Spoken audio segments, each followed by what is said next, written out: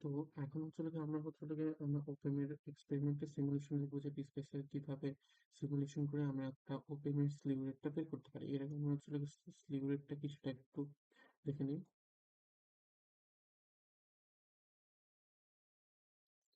তো স্লিউ রেটটা হচ্ছে কোন একটা ওপেমের আউটপুট ভোল্টেজটা মানে টাইমের রেসপেক্টে চেঞ্জ হওয়ার ম্যাক্সিমাম রেটটাই হচ্ছে স্লিউ রেট। কোনো একটা ওপেমের ক্ষেত্রে কি হয়, আমরা যদি ইনপুটে যেই মানে যে কোনো একটা সার্কিটের ক্ষেত্রে আমরা এটা হয়তো বা ইনভার্টিং বা নন ইনভার্টিং অ্যাম্প্লিফায়ার হলো। তো এইখানে আমার ইনপুটের ভোল্টেজটা চেঞ্জ হওয়ার সাথে সাথে ও ইনস্টান্টিনিয়াসলি আউটপুটের ভোল্টেজটা চেঞ্জ হয় না, ও একটা গ্র্যাজুয়ালি চেঞ্জ হয়। তো এই চেঞ্জের যে ম্যাক্সিমাম যে স্লপটা, সেটাই আমার স্লিউ রেট। তো স্লিউ রেটের আমরা ডিফাইন করি আমার output voltage divided by time. এখন আমার দেখা গেছে যে এটা সাধারণত ভোল্ট পার মাইক্রো সেকেন্ডে আমরা পাই। তো আমাদের মাইক্রোওয়েভ 741 ওপিএমের ক্ষেত্রে আমার স্লিউ রেটটা সাধারণত আমরা পাই 0.5 ভোল্ট পার মাইক্রোসেকেন্ড। ভোল্ট পার মাইক্রোসেকেন্ড। তো এই 0.5 ভোল্ট পার মাইক্রোসেকেন্ড বলতে বোঝায় কি? এটা বোঝাইতেছে যে আমার টাইমের রেসপেক্টে আমার প্রতি 1 মাইক্রো সেকেন্ডে যখন 1 মাইক্রো সেকেন্ডে আমার ওপেমের আউটপুটের যে ভোল্টেজটা সেটা ম্যাক্সিমাম আমার 0.5 ভোল্ট পর্যন্ত চেঞ্জ হইতে পারবে। 1 মাইক্রো সেকেন্ডে ওর আউটপুট ভোল্টেজটা সর্বোচ্চ 0.5 ভোল্ট পর্যন্ত চেঞ্জ হইতে পারবে। এটাই স্লিউ রেট। এখন স্লিউ রেটের উপর ডিপেন্ড করে আমরা ইনপুট বা আমরা ইনপুটে কি কত হার্টজের আমরা ফ্রিকোয়েন্সির সিগন্যালটা ইউজ করতে পারবো, সেটা ডিপেন্ড করে।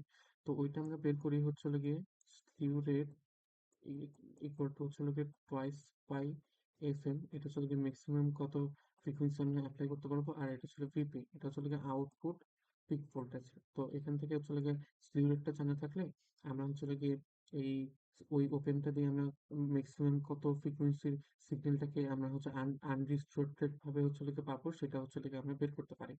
তো স্লিউ রেট থেকে স্লিউ রেটটা যদি কম হয় আমার ফ্রিকোয়েন্সি থেকে, তাহলে আর জিনিসটা কি হয়, মানে আমার সিগন্যালটা ডিস্টর্টেড হয়ে যায়। এখন যদি দেখি যে আমার একটা সিগন্যাল আছে, ওটার টাইম পিরিয়ড আমার কত, আমার ধরে নিলাম 10 মাইক্রো সেকেন্ড। তাহলে আমার হাফ সাইকেল 5, আর এখানে হাফ সাইকেলের পিক ভ্যালুতে যাইতে লাগে 2.5 মাইক্রোসেকেন্ড, এবং এটার পিক ভ্যালু আমার কত, 5 ভোল্ট। তার মানে ও 2.5, আমার এই ইনপুট সিগন্যালটা 2.5 মাইক্রো সেকেন্ডে ওর ভোল্টেজের চেঞ্জ হয়ে কত, 5 ভোল্ট। বাট আমি এই ক্ষেত্রে যদি এই সিগন্যালটা যদি আমার এই মাইক্রোওয়েভ 741 ওপেমে ইউজ করি, তাহলে কি হবে? তো আমি দেখছি যে আমাদের মাইক্রোওয়েভ 741 ওপেমের জন্য আমার স্লিউ রেটটা কত, 0.54 পার মাইক্রোসেকেন্ড। মানে ও প্রতি মাইক্রোসেকেন্ডে 0.5 ম্যাক্সিমাম 0.5 ভোল্ট করে চেঞ্জ হতে পারে। তো ও যদি 2.5 পর্যন্ত আসে, তো এই 2.5 পর্যন্ত আসলে দেখা গেছে 2.5 ইন্টু 0.5, তো দেখা গেছে ওর ম্যাক্সিমাম ভোল্টেজের চেঞ্জটা হবে কত, 1.25 ভোল্ট। 1.25 ভোল্ট। 1.25 ভোল্ট। তার মানে কি হইতেছে, ও আমার আমার যদি মানে আমরা আমাদের যে ম্যাক্সিমাম ফ্রিকোয়েন্সি থেকে বেশি ফ্রিকোয়েন্সি নিচ্ছে, ফ্রিকোয়েন্সি যদি সিগন্যালটা নেই, তাহলে ও দেখা গেছে যে আমার এই ওয়েভটাকে ফলো করতে পারবে না। দেন ও কি করবে, আলটিমেটলি দেখা গেছে এই পর্যন্ত আসতে আসতে এখানে থেমে যাবে। দেন এখান থেকে তো ওর ম্যাক্সিমাম রেট, যে ও এর থেকে বেশি আর চাইতে পারবে না। দেন আবার ও কমতে থাকবে এবং আবার এখানে নিচে আসবে। তো এইভাবে ও আলটিমেটলি একটা স্কোয়ার মানে ট্রায়াঙ্গুলার ওয়েভ করবে, ক্রিয়েট করবে, সাইনোসয়েডালও করতে পারবে না, মানে আমাদের কি সিগন্যালটা ডিস্টরশন হইতেছে। তো এই ডিস্টরশনটাকে আমরা বের করব।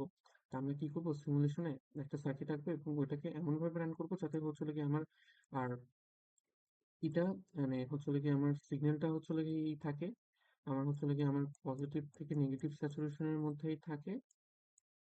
এবং এরপরে আমরা কি করব, আমার হচ্ছে ইনপুট ফ্রিকোয়েন্সি মানে ইনপুট যে সোর্সটা, ভোল্টেজ মানে সোর্সটার ফ্রিকোয়েন্সি চেঞ্জ চেঞ্জ করতে করতে ওকে মানে হচ্ছে গিয়ে ডিস্টর্টেড একটা সিগন্যালে নিয়ে আসবো। দেন ওই ডিস্টর্টেড সিগন্যাল থেকে আমরা দুইটা পয়েন্ট নেব এবং এই দুইটা পয়েন্ট থেকে হচ্ছে গিয়ে আমরা কি করব, ডেল ভি আউট বের করবো আর ডেল টি বের করবো। তো del V out by del টিটা হচ্ছে স্লিভ রেট, তো ওইখান থেকে হচ্ছে